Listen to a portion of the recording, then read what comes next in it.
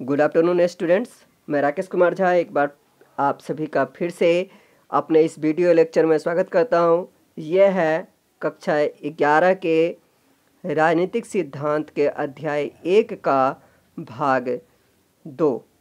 इसके अंतर्गत आज हम जानेंगे राजनीतिक सिद्धांत में हम क्या पढ़ते हैं। तो इस पूरे में इसी प्रश्न के ऊपर डिस्कस किया गया है कि आखिर हम इसमें पढ़ते क्या हैं। तो आइए हम आज का ये वीडियो लेक्चर यहीं पे शुरू करते हैं।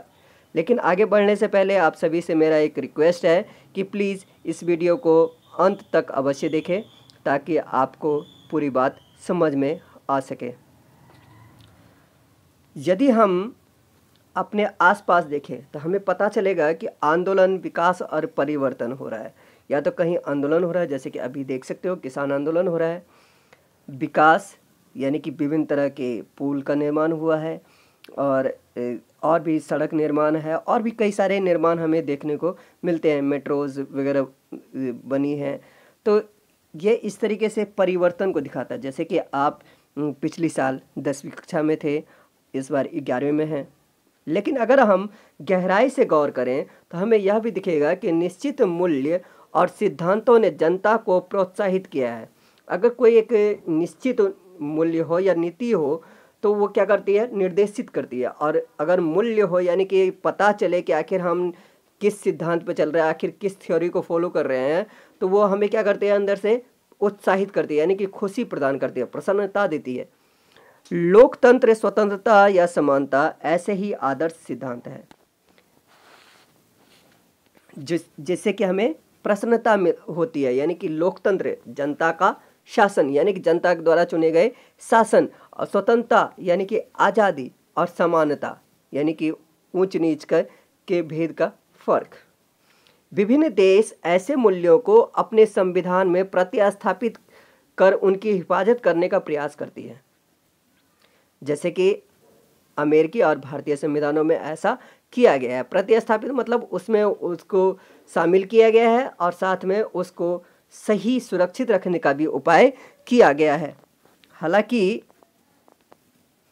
हालांकि इन संवैधानिक दस्तावेजों की उत्पत्ति रातों रात नहीं हुई। ये ऐसा नहीं है कि ये जो संविधान है हमारा, ये एक ही रात में बन के तैयार हुआ हो, या किसी भी देश का संविधान एक ही रात में बन के तैयार हो, ऐसा कुछ भी नहीं है। इनका निर्माण उन विचारों और सिद्धांतों के आधार पर हुआ जिन पर कौटिल्य जिसको हम चाणक्य भी कहते हैं, विष्णुगुप्त इनका मूल नाम था, और अरस्तु, कौटिल्य और अरस्तु से लेकर जॉन जाक Rousseau, Karl Marx, Mahatma Gandhi, doctor B.R. Ambedkar तक के समय से वाद विवाद होता आया है। बहुत पहले ईसा पूर्व 5वीं शताब्दी में प्लेटो और अरस्तु ने अपने विद्यार्थियों से विचार विमर्श किया था कि राजतंत्र और लोकतंत्र में कौन सा तंत्र बेहतर है। यानी कि राजतंत्र यानी कि राजा का शासन ज़्यादा बेहतर है या जनता के द्वारा चुने गए प्रतिनिधि के द्वारा किए गए शासन ज़्यादा अच्छा है। आधुनिक काल में सबसे पहले रूसो ने यह सिद्ध किया कि स्वतंत्रता मानव मात्र का यानी कि हर मानव का मौलिक अधिकार है। कार्ल मार्क्स ने तर्क दिया कि समानता भी उतनी ही निर्णायक होती है जितनी कि स्वतंत्रता। यानी कि कहने का मतलब यह है कि कार्ल मार्क्स ये यहाँ पे बताए कि यदि समानता नहीं है तो स्वतंत्रता बेकार है, स्वतंत्रता का कोई अर्थ नहीं रह जाता है। अपने देश में गांधी जी ने अपनी पुस्तक हिंद स्वराज्य, गांधी जी के द्वारा लिखी गई ये पुस्तक है जिसमें इन्होंने प्रश्न उत्तर के माध्यम से स्वराज के अर्थ की विवेचना की, यानी कि इसका विश्लेषण किया है। अंबेडकर ने जोरदार तरीके से तर्क रखा कि अनुसूचित जातियों, जिसको कि हम SC कहते हैं, शेड्यूल कास्ट, को अल्पसंख्यक माना जाना चाहिए और उन्हें विशेष संरक्षण मिलना चाहिए। इन विचारों ने भारतीय संविधान की प्रस्तावना में स्वतंत्रता और समानता को प्रतिष्ठित किया। भारतीय संविधान के अधिकार, प्रतिष्ठित मतलब उसकी स्थापना किया। प्रतिष्ठा, प्राण प्रतिष्ठा कहते हैं ना, प्राण प्रतिष्ठा दे देना, तो उसको वहीं पे स्थापित किया गया, यानी कि इसको शामिल किया गया। भारतीय संविधान के अधिकार वाले अध्याय में किसी भी रूप में छुआछूत का निषेध किया जा गया है, छुआछूत को नकारा गया है, उसको निग्लेक्ट किया गया है। गांधी के सिद्धांतों को नीति निर्देशक तत्व में शामिल किया गया है, यानी कि जो अंबेडकर हैं, अंबेडकर की बातों को अनुसूचित मतलब समानता वाली बात को, यानी कार्ल मार्क्स के समानता वाली बात को हमारे संविधान के मौलिक अधिकार के अंतर्गत, समानता के अधिकार के अंतर्गत छुआछूत का निषेध शामिल किया गया। और साथ ही गांधी जी के नीति निर्देशक तत्व गांधी जी के सिद्धांत थे स्वराज्य, उसको नीति निर्देशक तत्वों में शामिल किया गया। राजनीतिक सिद्धांत उन विचारों और नीतियों को व्यवस्थित रूप को प्रतिबिंबित करते हैं, यानी कि उसका एक प्रतिबिंब बनाते हैं, उसके एक छाया बनाते हैं, जिनसे हमारे सामाजिक जीवन, सरकार और संविधान ने आकार ग्रहण किया है। यह स्वतंत्रता, समानता, न्याय, लोकतंत्र और धर्मनिरपेक्षता जैसे अवधारणाओं का अर्थ स्पष्ट करता है। यह कानून का राज, अधिकारों का बंटवारा और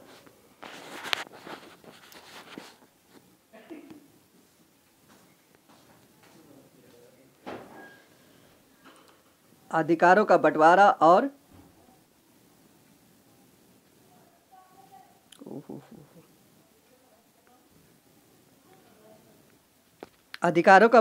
न्यायिक पुनरावलोकन। न्यायिक पुनरावलोकन का मतलब क्या होता है?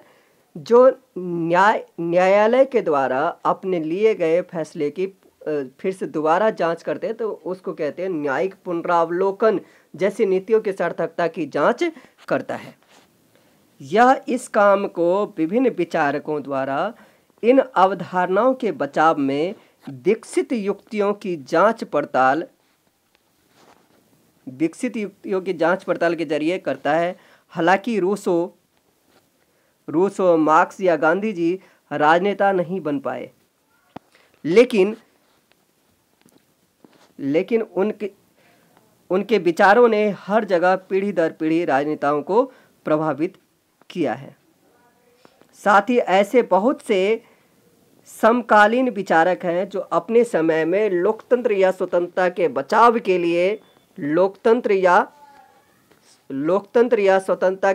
के लिए उनसे प्रेरणा लेते हैं। विभिन्न तर्कों की जांच पड़ताल के अलावा राजनीतिक सिद्धांतकार हमारे ताज़ा राजनीतिक अनुभवों की छानबीन भी करते हैं और भावी रुझानों, यानी कि आने वाले समय के रुझान के और तथा संभावनाओं को चिन्हित करते हैं।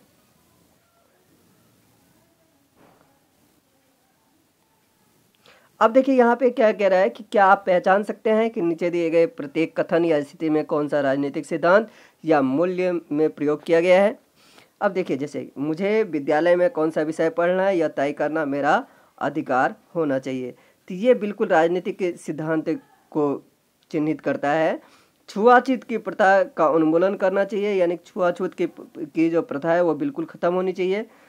कानून के समक्ष सभा भारतीय समान है, के समक्ष सभी भारतीय समान है, बिल्कुल ये तो है ही, सभी भारतीय समान है। अल्पसंख्यक समुदाय के लोग अपनी पाठशालाएं और विद्यालय स्थापित कर सकते हैं, ये भी राजनीतिक मूल्यों को चिन्हित करता है। भारत की यात्रा पर आए विदेशी भारतीय चुनाव में मतदान नहीं कर सकते, बिल्कुल। मीडिया या फिल्मों पर कोई सेंसरशिप नहीं होनी चाहिए, ये नहीं करता है, ये राजनीतिक मूल्यों को नहीं बताता है। विद्यालय के वार्षिकोत्सव की योजना बनाते समय छात्र छात्राओं को से सलाह लिए जानी चाहिए। गणतंत्र दिवस समारोह में प्रत्येक को भाग लेना चाहिए, ये बिल्कुल ही ये जो है ना नहीं करता है, क्योंकि गणतंत्र दिवस समारोह में सबको भाग लेना आवश्यक नहीं होता है। लेकिन क्या यह सब अब हमारे लिए प्रासंगिक है, यानी कि क्या इन सब का कोई आज के टाइम में मामला है, मतलब उचित है? क्या अब हम स्वतंत्रता और लोकतंत्र प्राप्त नहीं कर चुके हैं? अगर हम इस प्रश्न का उत्तर जानना चाहें तो अगर पूरी तरीके से यहाँ पे अब इसी चैप्टर मतलब इसी पुस्तक में आप जानेंगे, स्वतंत्रता की बात अगर जब करेंगे तो उसका जब विश्लेषण करेंगे तो कुछ अर्थों में हमें स्वतंत्रता प्राप्त है और कुछ अर्थों में नहीं भी है। तो इसकी चर्चा बाद में करेंगे। तो बिल्कुल ही भारतीय सचमुच स्वायत्त और स्वतंत्र हैं। हालांकि स्वतंत्रता और समानता से संबंधित प्रश्नों का उठना बंद नहीं हुआ, अभी भी स्वतंत्रता या समानता से जुड़े हुए प्रश्न उठ रहे हैं। ऐसा इसलिए कि स्वतंत्रता, समानता तथा लोकतंत्र से संबंधित मुद्दे सामाजिक जीवन के अनेक मामलों में उठते हैं। अब जैसे कि उदाहरण के लिए अगर बात करें तो समानता की अगर बात करते हैं तो स्त्री पुरुष के मामले में अभी भी समानता नहीं है और विभिन्न क्षेत्रों में अलग अलग रफ्तार से उनकी बढ़ोतरी हो रही है। उदाहरण के लिए राजनीतिक क्षेत्र में समानता समान अधिकारों के रूप में बनी है, लेकिन यह आर्थिक और सामाजिक क्षेत्रों में उसी तरह नहीं है। लोगों के पास समान राजनीतिक अधिकार हो सकते हैं, लेकिन हो सकता है कि समाज में उनके साथ जाति या गरीबी के कारण अभी भी भेदभाव होता हो सकता है कि कोई छोटी जाति का हो तो उसके आधार पर भेदभाव होता हो, या फिर वो गरीब है तो अमीर लोग उसको अनदेखी करते उसको अनदेखा कर देते हैं। संभव है कि कुछ लोगों को समाज में विशेषाधिकार प्राप्त हो, यानी कि विशेष अधिकार प्राप्त हो, वही कुछ लोगों को दूसरे बुनियादी आवश्यकताओं यानी बेसिक जो ज़रूरतें हैं उनकी, उससे भी उन्हें वंचित किया जाता है, उससे भी वो वंचित रह जाते हैं, यानी कि वो भी उनका पूरा नहीं हो पाता है। अपना मनचाहा लक्ष्य पाने में सक्षम है, जबकि कई लोग भविष्य में अच्छा रोजगार पाने के लिए जरूरी स्कूल पढ़ाई में भी अक्षम है, यानी कि उसमें भी सक्षम का उल्टा होता है अक्षम। सक्षम मतलब एबल और डिजेबल। उनके लिए स्वतंत्रता अभी दूर का सपना है। यानी कि अगर मान लो कि आपको अच्छा रोजगार पाना है तो उसके लिए क्या करनी पड़ेगी, अच्छी शिक्षा चाहिए, और वही अगर आपको अच्छी शिक्षा नहीं मिल रही है तो आप क्या है कि कह सकते हो कि आपके लिए इस स्वतंत्रता का कोई मतलब ही नहीं है, क्योंकि आप जब तक काम नहीं करेंगे तब तक आपका पेट नहीं चलेगा। तो फिर जाना शिक्षा कहाँ, जब शिक्षा नहीं तो स्वतंत्रता कहाँ। मतलब जो सब लोग कर पा रहे हैं वही वो अगर आप नहीं कर पा रहे हैं तो क्या फिर स्वतंत्रता किस बात की हुई। दूसरे, हालांकि संविधान में स्वतंत्रता की गारंटी दी गई है, फिर भी हमें हरदम नई व्याख्याओं का सामना करना पड़ता है। यह एक तरह से खेल खेलने जैसा है। जैसे हम शतरंज या क्रिकेट खेलते हैं तो हम सीखते हैं कि उनके नियमों की व्याख्या कैसे करनी है। इस प्रक्रिया में हम खेल के ही नए और व्यापक अर्थ खोज निकालते हैं। ठीक इसी तरह नई परिस्थितियों के मद्देनजर, यानी कि नई परिस्थितियों को ध्यान में रखकर संविधान में दिए गए मौलिक अधिकारों की निरंतर फिर से व्याख्या की जा रही है। इसकी एक वानगी यानी कि एक बात तो यह है कि आजीविका के अधिकार को जीवन के अधिकार में शामिल करने के लिए अदालतों द्वारा यानी कि कोर्टों द्वारा क्या हुआ, उनकी फिर से व्याख्या की गई है। सूचना के अधिकार की गारंटी एक नए कानून द्वारा की गई। समाज बार बार कई चुनौतियों का सामना करता है। इस क्रम में नई व्याख्याएं पैदा होती है। समय के साथ साथ संविधान में दिए गए मौलिक अधिकारों में संशोधन भी हुए और उनका विस्तार भी हुआ। हालांकि न्यायिक व्याख्याएं यानी कि न्यायालय द्वारा जो की गई व्याख्याएं हैं और सरकारी नीतियां नई समस्याओं का सामना करने बनाई गई हैं। तीसरे क्या है कि जैसे जैसे हमारी दुनिया बदल रही है, हम आज़ादी और आज़ादी पर संभावित खतरों के नए नए आयाम यानी कि नए नए पड़ावों की खोज कर रहे हैं। उदाहरण के लिए वैश्विक संचार तकनीक दुनिया भर में आदिवासी संस्कृति या जंगल की सुरक्षा के लिए सक्रिय कार्यकर्ताओं का एक दूसरे से तालमेल करना आसान बना रहा है। यानी कि आदिवासी संस्कृति या जंगल की सुरक्षा के लिए सक्रिय यानी कि एक्टिव जो कार्य करते हैं, कार्यकर्ताओं का एक दूसरे से तालमेल करना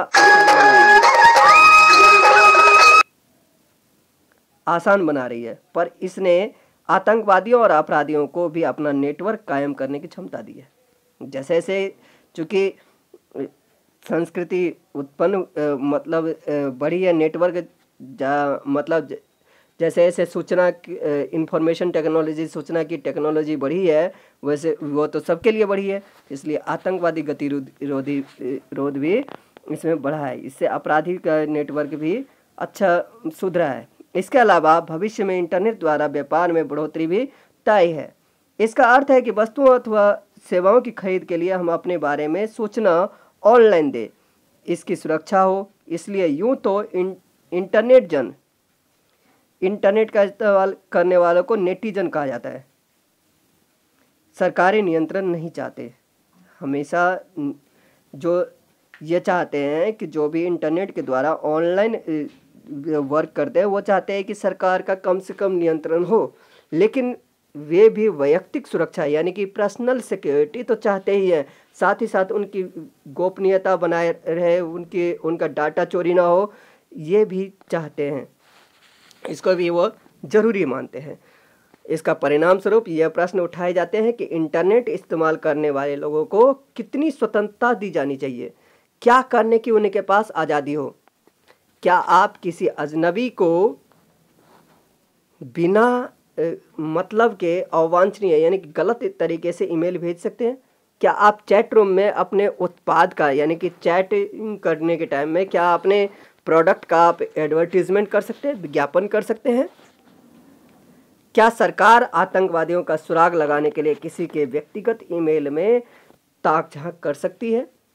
कितना न्याय के अनुसार उचित है और किसको नियमन करना चाहिए यानी किसको नियम बनाना चाहिए, सरकार को या कुछ स्वतंत्र नियम बनाने वाले को? राजनीतिक सिद्धांत में इन प्रश्नों के संभावित उत्तरों के सिलसिले में हमारे सीखने के लिए बहुत कुछ है और इसलिए यह बेहद प्रासंगिक है, यानी कि इसका जैन अपना एक अलग इम्पोर्टेंस है। अब यहाँ पे एक देखिए वक्तव्य है, प्राचीन यूनान के एथेंस नगर में सुकरात को सबसे अधिक विवेकशील व्यक्ति कहा जाता था। वह समाज, धर्म और राजनीति के बारे में जो मान्यताएं थी, प्रचलित मान्यताएं थी, उसको सवालों के कटघरे में खड़ा करने और चुनौती देने के लिए प्रसिद्ध था। इसके लिए ही उसे एथेंस के शासकों द्वारा मृत्युदंड दिया गया। सुकरात के शिष्य कौन हुए? प्लेटो। उनके जीवन और विचारों के बारे में विस्तार से लिखा गया है। प्लेटो ने अपनी पुस्तक द रिपब्लिक में सुकरात के नाम से एक चरित्र गढ़ा, एक चरित्र का निर्माण किया। उसके माध्यम से इस सवाल की जांच पड़ताल की कि न्याय क्या है। यह पुस्तक सुकरात और सेफलस के बीच एक संवाद से शुरू होती है। इस संवाद के दौरान यानी कि डिबेट के दौरान सेफलस और उसके मित्र समझने लगते हैं कि न्याय की उनकी दृष्टि क्या है? अपर्याप्त है, यानी कि इनसफिशिएंट है और इसे स्वीकार नहीं किया जा सकता। सुकरात के तरीके में महत्वपूर्ण बात यह है कि किसी दृष्टिकोण में निहित सीमाओं और असंगतियों को उजागर करने के लिए वह तर्क बुद्धि का प्रयोग करता है। उसके विपक्षी आखिरकार स्वीकार करते हैं कि उनके वे विचार जिनमें वे जीते थे चलने वाले नहीं है, यानी कि वो पूरी तरीके से सही नहीं है। तो अभी के लिए फ़िलहाल इतना ही। अगले वीडियो में हम जानेंगे इससे आगे की बात, यानी कि इस चैप्टर का तीसरा टॉपिक राजनीतिक सिद्धांतों को व्यवहार में उतारना। तब तक के लिए शुक्रिया, मिलते हैं अगले वीडियो में।